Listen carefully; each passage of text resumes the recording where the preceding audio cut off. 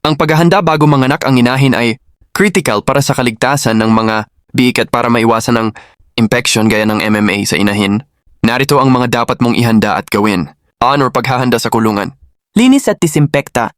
Dapat malinis at tuyo ang kulungan. 1 week bago manganak ang inahin, gumamit ng disinfectant para mamatay ang mga mikrobyo. Farrowing crate guardrails. Kung walang crate, lagyan ng mga rails, bakal o kahoy ang gilid ng kulungan na may layong 8 to 10 pulgada mula sa dingding. Pipigilan nito na madaganan ng inahin ang mga biik.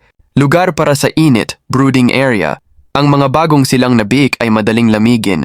Maghanda ng bumbilya. 50 to 100 watts na nakabitin sa isang sulok para magbigay ng init. 2. Gamit sa pagpapaanak. Maghanda ng isang malinis na lalagyan na mayroong malinis na basahan para pampunas sa ilong at katawan ng biik pagkalabas na pagkalabas. Tali, floss o sinulid, pangtali sa pusod ng biik. Gunting. Dapat ay malinis o na-sterilize sa kumukulong tubig para sa pagputol ng pusod. Povidone iodine, betadine. Para ilubog o pahiran ang naputol na pusod para hindi maimpeksyon. Tail cutter o gunting. Kung balak mong mag-dock o magputol ng buntot.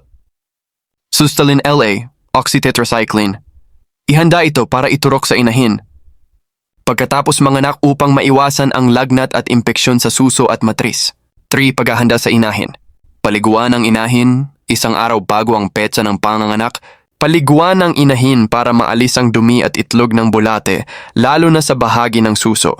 Bawasan ang pagkain 2 to 3 days araw bago manganak.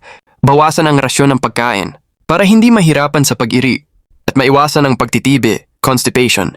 Obserbahan ang mga palatandaan, namamaga at namumula ang ari. Naglalabas na ng gatas ang suso kapag pinisil, karaniwang 12 to 24 hours bago manganak.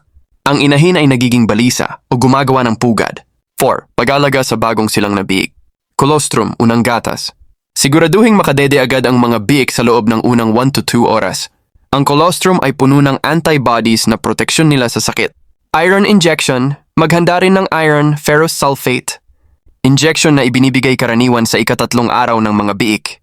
Paalala sa paggamit ng Sustalin LA, pagkatapos mailabas ang huling biik o kapag lumabas na ang inunan placenta, mainam na turukan ang inahin ng 1 ml kada 10 kilos. Natimbang, halimbawa, 15-20 ml kung malaki ang inahin, para masiguradong mabilis siyang makaka-recover at magkakaroon ng sapat na gatas.